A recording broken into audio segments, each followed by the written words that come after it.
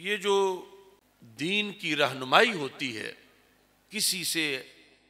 हासिल करना, इसकी बड़ी शराइत होती हैं। और जब इंसान इस उम्र को पहुंचता है कि वो किसी से फैज़ याब हो और किसी से पढ़े और किसी से कुछ हासिल करे, तो वो अमूमी तौर पर इस अहल नहीं होता कि वो ये जांच सके कि मैं किस से पढ़ूं। चूंकि किसी से पढ़ना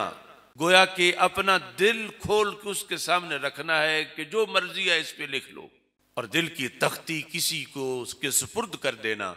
बड़ी किस्मत है कि फिर लिखने वाला कोई अच्छा मिले, वरना वहां से ही उस्ताज या रहबर या मुर्शिद उसके अगर नजरियात गलत हों तो फिर इंसान अपने अंदर से वो चीजें फिर निकाल नहीं सकता, चूंकि वो गोश्त और खून में शामिल हो जाती। तो ये अल्लाह का फजल है कि हमें जिनके सामने लोहे दिल रखने का शरफ हासिल हुआ वो कामिल भी थे और अकमल भी थे,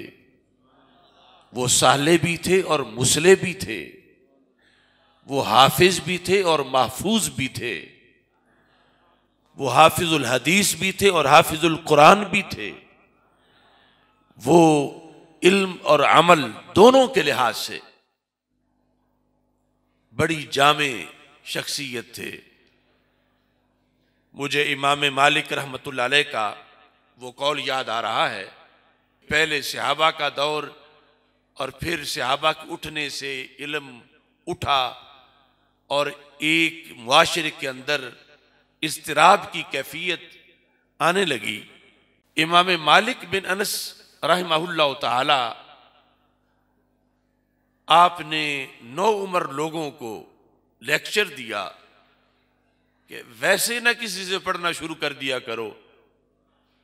आपने फरमाया इन्ना हाज़ल इल्म हुआ लहमों का व दमों का,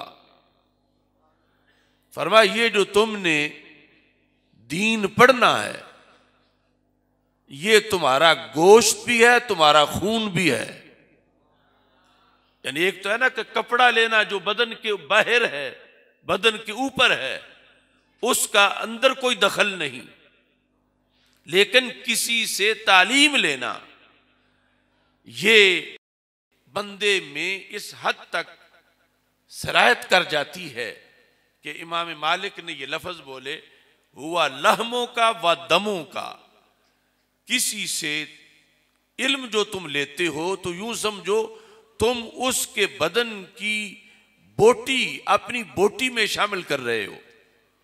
और उसका खून तुम अपने खून के अंदर शामिल कर रहे हो। व अनहु तुसअलु यौमल क़ियामा, क़यामत के दिन तुझसे पूछा जाएगा कि तुमने अपने खून में किसका खून मिक्स किया। फंजुर अम्मन ताखुजुहु, तो इमाम मालिक फरमाने लगे फिर सोच के किसी से पढ़ना, सोच के किसी का दर्स सुनना,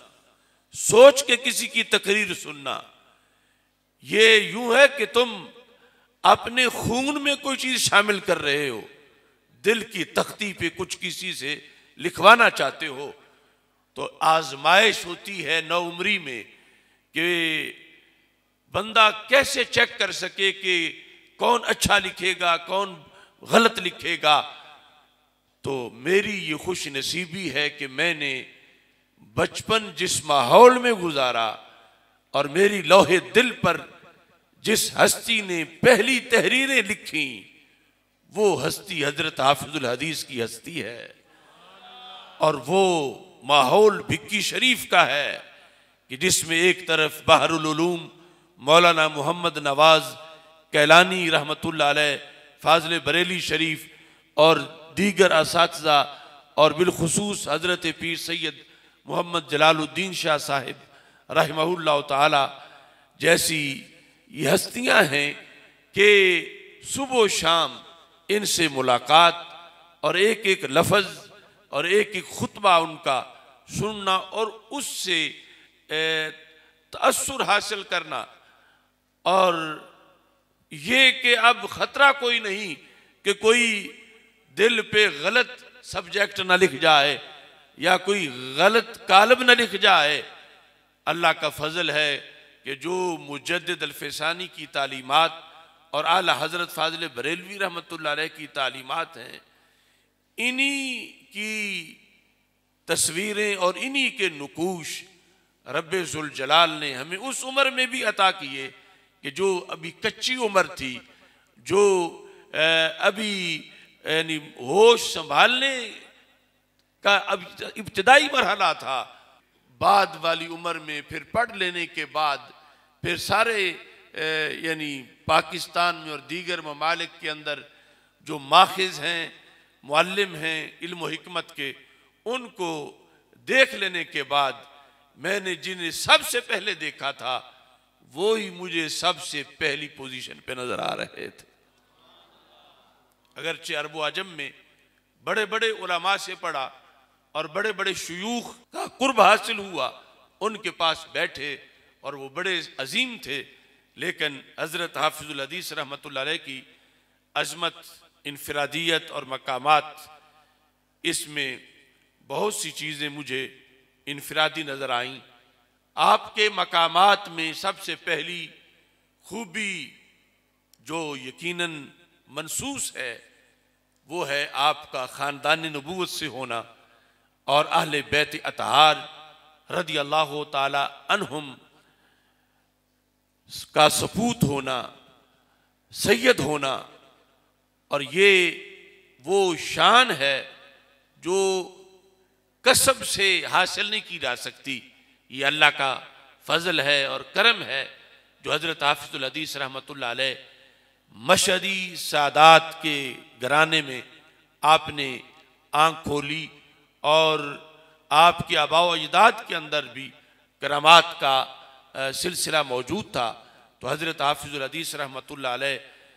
उस नसब की बेस पर भी अजीम हैं और फिर कसब और अमल की बुनियाद पर भी आप अजीम हैं।